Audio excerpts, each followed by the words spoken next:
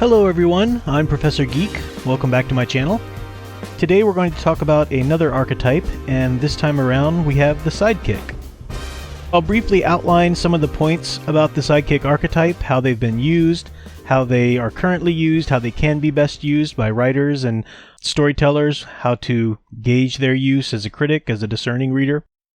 Of course, the book I'm working on will have a much more in-depth look and exploration of the topic, but this is just a video to give an overview and a tease of the book, Heroic Archetypes, still in progress. The archetype of the sidekick that we know today in comic book superheroes has its roots in a companion-like character that we've seen throughout mythology.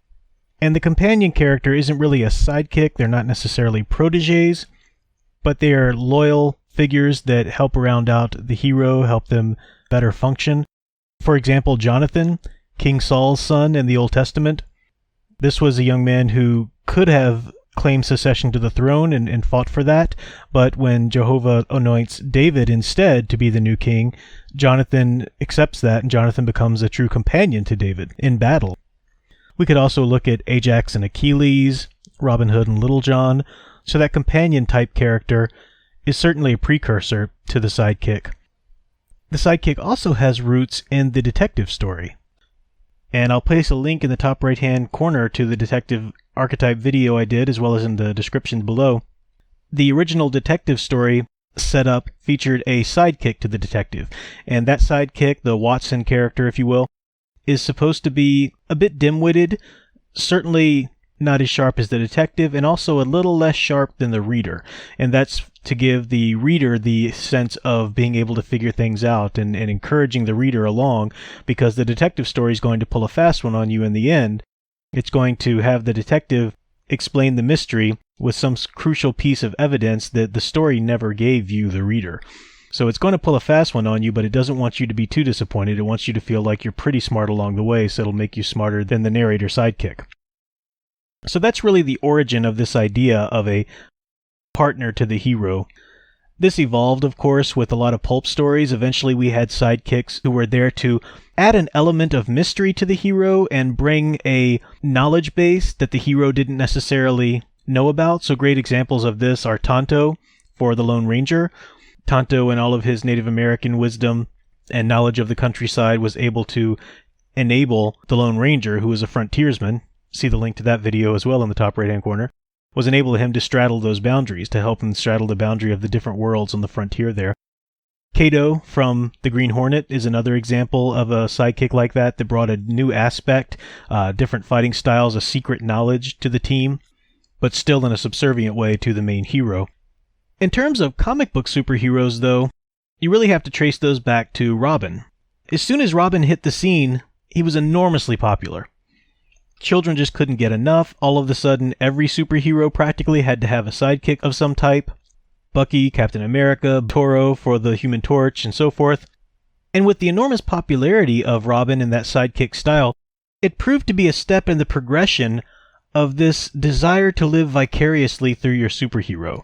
In other words, when Superman first hit the scene, and then later Batman, Captain America, all of them, there was a desire in young readers to pretend that they were the hero. That's natural. The problem, though, is that these heroes were older. They had the power that children didn't, as an older independent adult. It was fun to imagine being that hero, fun to imagine having those powers, but the child was a great deal removed and had to bring a lot of imagination to that experience of living vicariously through them. Robin was a huge step, and the sidekick is a huge step in that they give you a character that you can imagine yourself being right now. You don't have to wait until you grow up. You can imagine that you're there with your favorite hero right away. Imagine what that would be like. You can be a Robin, you can be a Bucky, and so forth. That development of the desire to live vicariously through heroes continued. I think I might have mentioned it in another video or two. The next step after the sidekick was Billy Batson, and that Captain Marvel type of hero who's able to just say a magic word and suddenly become an adult. And now they can be a child, but you can stumble onto this wonderful secret where you can say a secret word or whatever. All of a sudden you are an adult. You have the wisdom of an adult, the strength of an adult, the independence of an adult, and all of that. The end of that progression really ended with Spider-Man and teenage heroes that were able to simply call themselves the superheroes and not be subjugated to another hero as a sidekick. I've talked a lot before how it's an important part of Spider-Man's appeal that he is Spider-Man, not Spider-Boy, even at 16 or however old he is in whatever origin story you look at. Right away, he calls himself Spider-Man. And with all of the mistakes and all of the youthful ignorance that he displays, he still takes the responsibility of being the adult superhero onto his shoulders. So that was really the end of that development. But the Sidekick remained as that way into a superhero story for children. Eventually, that developed as well, and it developed in a way that brought on the other aspects of the Sidekick. The ability to bring something new to the table to this heroic team, the ability to round out the hero. If you check out my video on the Nonsense Titans series that they're doing on the DC streaming service, as well as the upcoming Young Justice season, I mentioned a little bit about this, and I'd use, I believe, Tim Drake as an example. Tim Drake, the third Robin. Seeing that Batman without a Robin for so long has grown a bit dark and he needs a Robin in his life to restore that hope and balance to him. That's a great picture of what the Sidekick should do. And this has been displayed in different ways with different heroes and their sidekicks. I believe it was the Winter Soldier story arc in Captain America, in which Cap admits that Bucky was always there in those original missions to take care of some of the darker stuff that the government didn't want Captain America dirtying his hands with. So you've got that idea of the Sidekick bringing a sense of balance, not only being a way in for younger readers to spend time with the hero, but bringing something new to the table, bringing a sense of balance. Ultimately, though, the Sidekick has a lot to learn. They can't just be the superhero light. Like I said, they have to bring something different. They have to bring something that the superhero himself or herself doesn't. But they do have a lot to learn. They are protégés of the hero for a reason. That being said, a good Sidekick story arc will end by them developing into their own hero. In the wonderful case of Wally West, this story culminated in him becoming and taking on the mantle of his mentor, becoming the Flash after Barry Allen's death. That was a wonderful story, and it's really special because of that. Most sidekicks don't. Most sidekicks, when they get older, they take the Dick Grayson route and they become their own hero.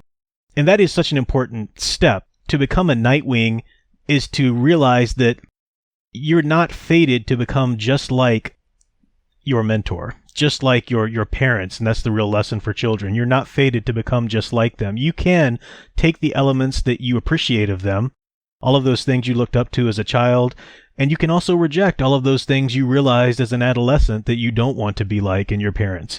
And that's okay. You can still be an adult and be the product of their upbringing, or whoever raised you. The idea is flexible, but the idea is that you can become your own person, your own adult, with the elements that you choose from your upbringing.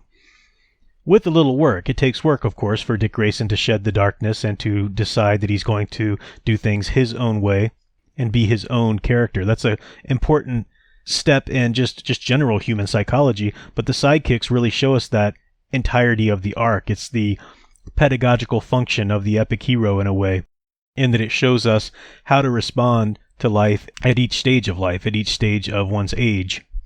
So, like I said, I can continue to go into the deeper resonances of this and some different examples and some different attributes, but that will be for the book. Everything here will suffice for a video. In the comments, let me know who your favorite sidekicks are. Of course, like I said, I mentioned in the video, Robin, Bucky, but there are a whole slew of sidekicks out there. Let me know your favorite sidekick we didn't talk about here. And let me know your favorite sidekick that became their own hero in the end. Let me know that, and stay tuned for more live streams, archetype videos, reviews, and everything to come. If you haven't checked out my Patreon, please do that. Just $1 and $2 tiers. It's not much at all, but it helps me to dedicate more time to the videos, certainly dedicate more time to the book and get that out. You can check out my previous works, my first book, Heroic Inspirations, or any of the anthologies I've had short fiction published in. And until next time, keep enjoying and digging deeper into the hero stories you love. Thanks for watching.